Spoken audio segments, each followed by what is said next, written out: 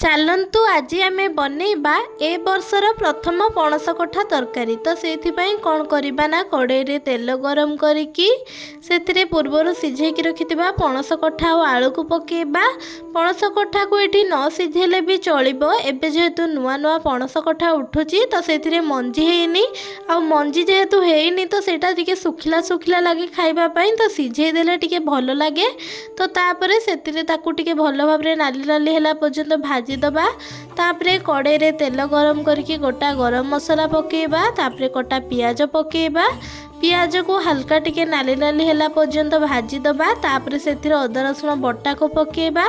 ଅଦା ରସୁଣକୁ ମୁଁ ଏଠି ଶିଳରେ ବାଟିକି ନେଇଛି। ତାପରେ ଅଦା ରସୁଣ ବାଟାର ଟିକେ କଞ୍ଚା ସ୍ମେଲ୍ ଯିବା ପରେ ସେଥିରେ ଗୋଟେ ବଡ଼ ସାଇଜ୍ର ଟମାଟୋକୁ କାଟିକି ପକାଇବା। ତାପରେ ସେଥିରେ ହଳଦୀ ଗୁଣ୍ଡ ଆଉ ଲଙ୍କା ଗୁଣ୍ଡ ପକାଇବା।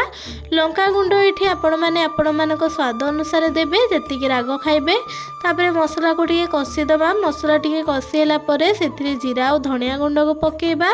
ତାପରେ ତାକୁ ଆଉ ଟିକେ କଷିଦେବା। ମସଲା ଏଠି ଭଲ ଭାବରେ କଷି ହେଲା ପରେ ଭାଜିକି ରଖିଥିବା ପଣସ କଠା ଆଉ ଆଳୁକୁ ପକାଇବା।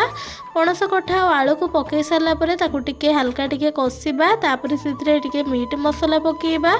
ମିଟ୍ ମସଲା ପକାଇ ସାରିଲା ପରେ ତାକୁ ଆଉ ଟିକେ କଷିବା। ତାପରେ ତାକୁ ଟିକେ ଭଲ ଭାବରେ କଷି ହେଲା ପରେ ତାକୁ ଘୋଡ଼ରେ ଘୋଡ଼େଇକି ଟିକେ କିଛି ସମୟ ଛାଡ଼ିଦେବା। ଯେମିତି ଚିକେନ୍ ଆଉ ମଟନ୍କୁ କଷା ହୁଏ ସେମିତି ତାକୁ କଷିବା, ଦେଲେ ତା'ର ଟେଷ୍ଟଟା ବେଶୀ ଭଲ ଲାଗେ। ତାପରେ ତାକୁ ଭଲ ଭାବରେ ଏଇଠି ଦେଖନ୍ତୁ ପଣସ କଠା କଷା ହେଇଗଲା।